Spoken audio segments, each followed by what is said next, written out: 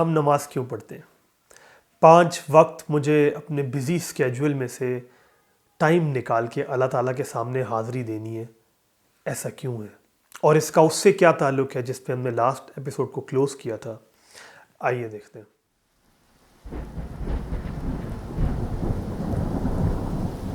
بسم اللہ والصلاۃ والسلام علی رسول اللہ۔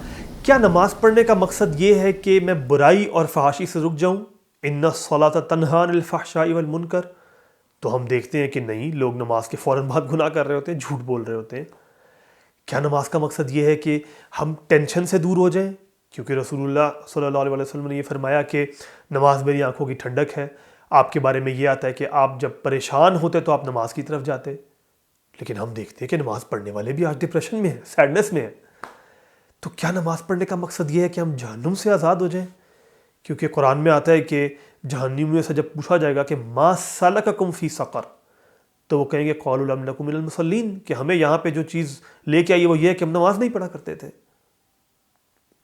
یہ سب نماز کے مقاصد نہیں ہیں، یہ نماز کے ثمرات ہیں، پھل ہیں، یعنی نماز کی آؤٹ پٹس ہیں، اور یہ تب تک ہمیں نہیں ملتی جب تک ہم اس کی ریکوائرڈ ان پٹ یعنی کہ اس کا اصل مقصد اس کو نہیں دیتے۔ جب اصل مقصد دیتے ہیں تب یہ پھل ملتے ہیں۔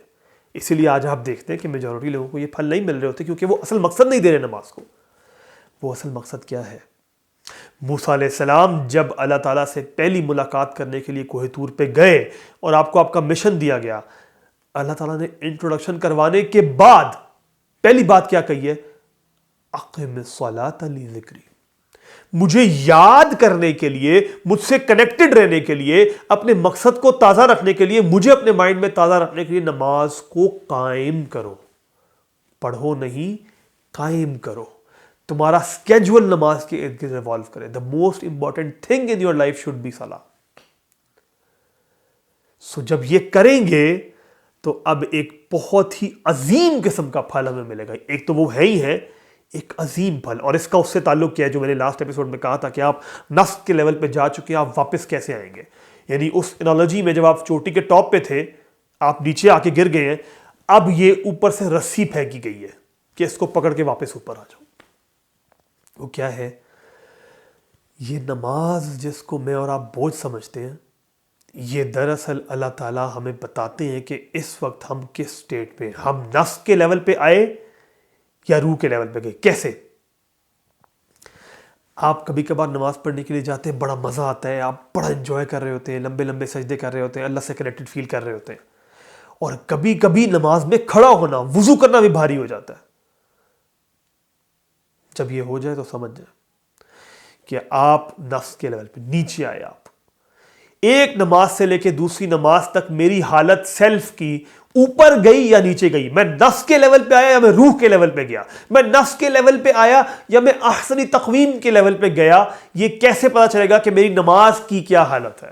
جب میرا نماز پڑھنے کا دل کر رہا ہے، میں اچھا فیل کر رہا ہوں، کنیکٹڈ فیل کر رہا ہوں، اس کا مطلب ہے کہ میں اس نماز سے لے کے ظہر سے لے کے عصر تک میں اوپر گیا ہوں۔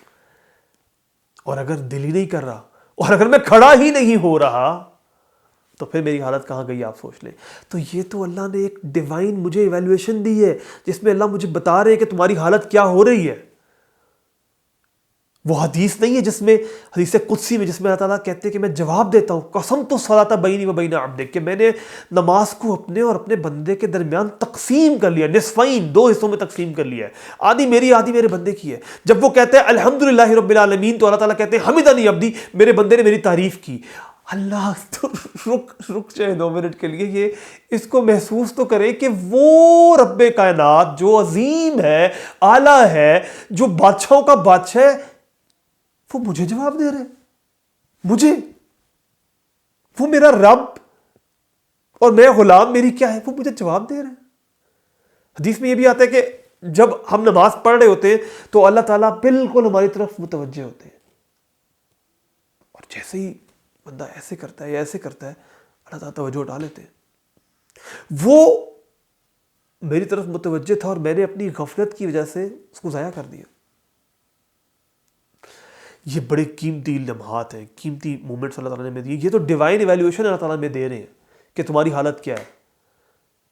تمہارے نفس کا سٹیٹس کیا اللہ تعالیٰ بتا رہے، اور میں نے اس کو بوجھ سمجھا ہوا ہے، میں نے اس کو ڈیوٹی سمجھا ہوا ہے کرنے کے لیے. میں اس پہ بہت گھنٹوں بات کر سکتا ہوں. وہ حدیث جو میں آپ کو سنا رہا تھا، حدیث قدسی، کہ پھر جب بندہ آگے چل کے اینڈ پہ جا کے جب کہتا ہے نا پوری دعا مانگ لیتا ہے، جو کہ کلائمیکس ہے سورہ فاتحہ کا، اہدنا الصراط المستقیم، اور اینڈ تک جا کے کہتا ہے، تو اللہ تعالیٰ کیا کہتے ہیں کہ میرے بندے نے جو مانگا اس کو ہم نے دے دیا. لیکن لوگ تو ہدایت نہیں پاتے، لوگ تو جھوٹ بول رہے ہوتے. کیوں؟ کیونکہ نماز سے وہ روح غائب ہو گئی، وہ اس کی فیلنگ غائب ہو گئی. جس مقصد کے لیے اللہ سے کنیکٹ ہونے کے لیے پڑھنا تھا وہ چلا گیا. ہم تو ٹک لگا رہے ہیں، فجر ہوگی، ظہر ہوگی، عصر ہوگی، ٹک لگ گیا. تو ٹک لگاتے جائیں، پھر فروٹس بھی آپ کو ویسے ہی ٹک والے ملیں گے. بس میں کیا کہہ رہا ہوں، آپ سے ایک گزارش ہے، بس اس ویڈیو کو دیکھنے کے بعد کیا کریں، ویڈیو جیسے ہی ختم ہو اٹھ جائیں، جا کے وضو کریں. نماز پڑھ چکے ہیں، آئی ڈونٹ کیئر، پھر بھی اٹھیں، جا کے اچھا سا وضو کریں، آرام سے تسلی سے نماز میں کھڑے ہوں، اور ہر آیت کے بعد سورہ فاتحہ کی اس جواب کو محسوس کریں کہ اللہ آپ کو جواب دے رہا ہے.